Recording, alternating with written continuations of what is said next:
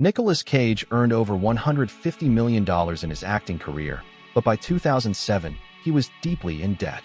He had bought a private island, a collection of rare cars, and even a dinosaur skull. But despite his wealth, he couldn't seem to stop spending. What happened to Nicolas Cage's money, and why do so many of us seem to follow in his footsteps? Can we really blame it on our brains? Here are the 6 money habits quietly keeping you broke, and how to break them. The Diderot effect is a phenomenon where we buy something new and then feel the need to buy more things to match it. This is what happened to Nicolas Cage when he bought his private island. He felt like he needed to buy more luxury items to fit in with his new status. The problem is, this effect can lead to a never-ending cycle of spending. For example, when you buy a new phone, you might feel like you need to buy a new case, a new screen protector, and a new pair of headphones to go with it. Before you know it, you've spent hundreds of dollars on things you don't really need. This is because our brains are wired to seek instant gratification rather than long-term financial stability. Ronald Read, a janitor who left behind an $8 million estate, is a great example of someone who avoided this trap. He lived frugally and invested his money wisely, avoiding the temptation to spend it all on luxury items. Loss aversion is a psychological effect where we fear losing something more than we value gaining something. This can lead to some pretty irrational financial decisions. For example, imagine you're at a casino and you've won $100. You might feel like you don't want to lose that money, so you keep playing in an attempt to win more. But the truth is, the house always wins in the long run. This is because our brains are wired to fear loss more than we value gain. Warren Buffett, one of the richest men in the world, has said that he never invests in something that he doesn't fully understand. This is because he knows that the fear of loss can lead to impulsive decisions. By being cautious and doing his research, he's able to avoid many of the common pitfalls that lead to financial loss. The decoy effect is a phenomenon where we perceive something as more valuable because it's compared to something more expensive. For example, imagine you're at a restaurant and you see an expensive steak on the menu for $50. Next to it is a cheaper steak for $30. The expensive steak makes the cheaper steak seem like a better value, even if it's still more than you want to pay. This is because our brains are wired to make relative comparisons rather than absolute ones. By understanding how the decoy effect works, we can make more informed decisions about how we spend our money.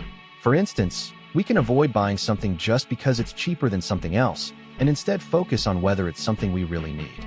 Mental accounting is the way we categorize our money into different accounts, such as savings, spending, and investments.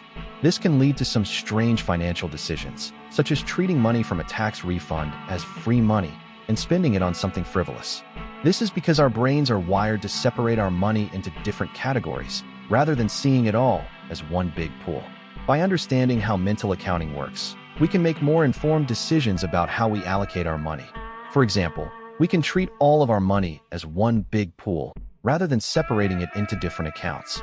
This can help us avoid making impulsive purchases and instead focus on our long-term financial goals.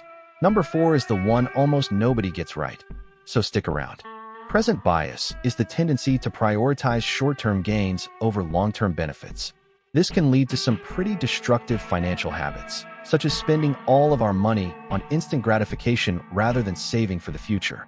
For example, imagine you're at a store and you see a new gadget that you really want.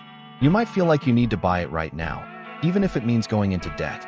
This is because our brains are wired to prioritize short-term gains over long-term benefits. By understanding how present bias works, we can make more informed decisions about how we spend our money. For instance, we can set up a savings plan that automatically transfers money into a savings account, making it harder to spend it on impulse purchases. The scarcity principle is the idea that when something is limited in availability, we perceive it as more valuable. This can lead to some pretty irrational financial decisions, such as buying something just because it's scarce, rather than because we really need it.